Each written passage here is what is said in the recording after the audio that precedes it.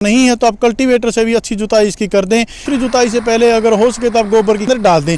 अगर आप इसके अंदर गोबर की खाद नहीं डाल सकते और फर्टिलाइजर डालना चाहते हैं तो बीज जो है इसका आपको मोटी कलियों वाला लेना है, गांठों को बढ़ने के लिए उपयुक्त स्थान मिल सके। ये लगाने के बाद जो है तुरंत आपको सिंचाई करनी होगी।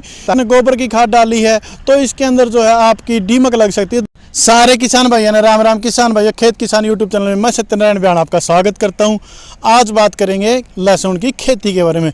लहसुन की खेती किसान भाइयों वैसे तो अगस्त से नवंबर तक होती है। इसकी बिजाई के लिए किसान भाइयों खाद, बीज, स्प्रे, जमीन तथा इसके उन्नत किस्मों के बारे में आपको बताया जाएगा। उससे पहले अपने किसान भाइयों से रिक्वेस्ट है कि पहली बार जो किसान भाई अपने यूट्यूब चैनल पर आए हैं वो लाल बटन को टच करके चैनल को सब्सक्राइब कर लीजिए। कि आपको वीडियो कैसा लगा या आप किसी और टॉपिक पर वीडियो चाहते हैं तो वो भी आप हमें कमेंट करके जरूर बताएं। इसके लिए न ज़्यादा ठंड की जरूरत होती है, न ही ज़्यादा गर्मी की, यानी कि ज़्यादा गर्मी वाले क्षेत्रों में भी इसको नहीं उगाया जा सकता और ज़्यादा ठंड वाले क्षेत्रों में भी लहसुन को नहीं उगाया जा सकता। जमीन किसान भाइयों इसके लिए मध्यम काली या फिर बलुई मिट्टी या फिर दोमट मिट्टी इसके लिए उपयुक्त मानी गई है।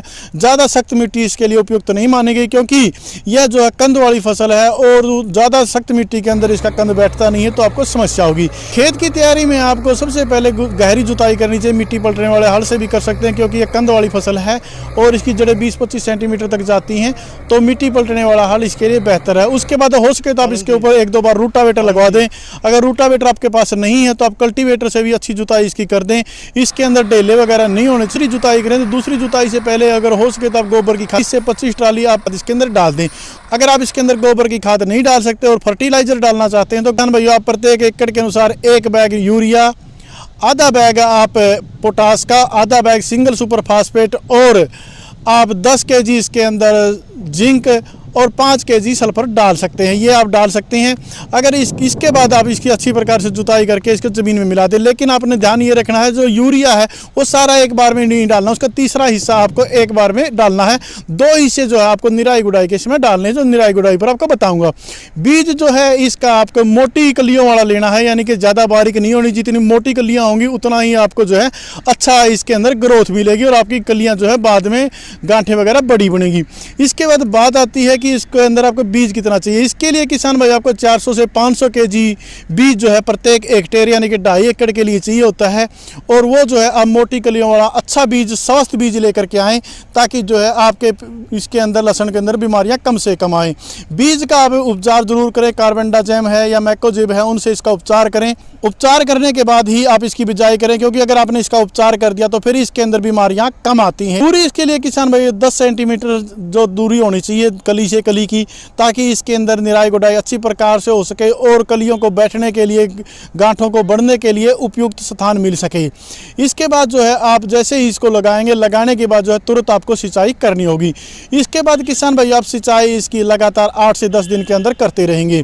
जो बीज की अगर मात्रा की बात की जाए तो 400-500 केजी बीज प्रत्येक हेक्टेयर के अनुसार रहेगा। और जो उन्नत किस्में किसान भाई वो है गोदावरी, श्वेता, भीमा आदि जो है इसकी उन्नत किस्में हैं। आप इनमें से अपने क्षेत्र के अनुसार भी चुनाव कर सकते हैं और इनमें से भी आप अपने लिए चुनाव करके इसकी बिजाई कर सकते हैं। निराई गुड़ाई जो है आपके इसकी 30 दिन बाद और 2 महीने बाद इसकी निराई गुड़ाई करनी पड़ेगी।